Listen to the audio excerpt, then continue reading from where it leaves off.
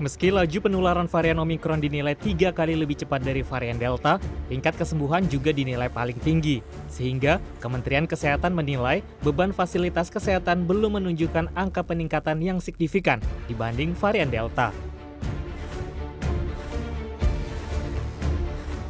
Data Kementerian Kesehatan menunjukkan total kasus COVID akibat penularan varian Omikron di Indonesia pada hari ini mencapai 3.100 kasus. Sebanyak 1.600 diantaranya merupakan pelaku perjalanan luar negeri dan 1.200 adalah transmisi lokal. Kita tidak melihat beban vaskes yang begitu besar seperti yang terjadi pada waktu varian Delta. Nah, ini juga yang menjadi tentunya pembelajaran kita ya, bahwa kemungkinan Omikron ini juga akan bisa mencapai puncak kasus yang sama seperti varian Delta, tetapi kebutuhan untuk perawatan rumah sakit atau kasus-kasus berat itu jauh lebih sedikit ya.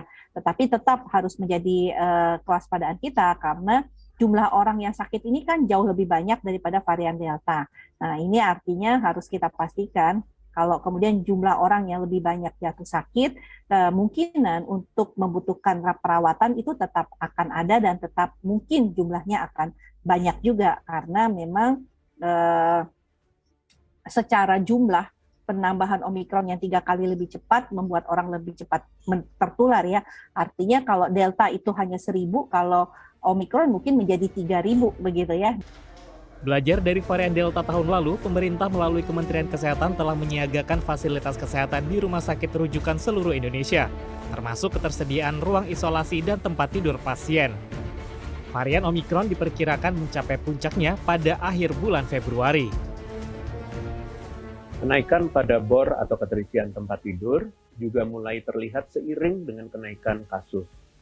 Rata-rata bor rumah sakit rujukan di tingkat nasional sebesar 13,89%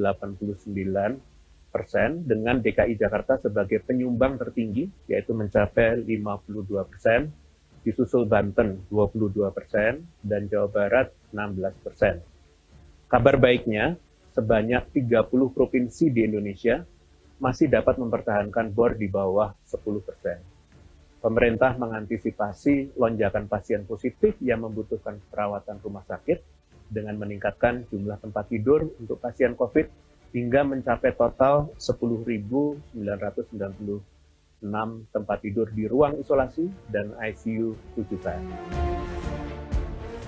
Meski demikian, masyarakat perlu menerapkan kembali disiplin pengetatan perlindungan diri. Di sisi lain, pemerintah terus berupaya menuntaskan program vaksinasi, terutama untuk kelompok rentan seperti lansia serta kelompok anak-anak. Raff Kaffi, Fikri Adit, Jakarta.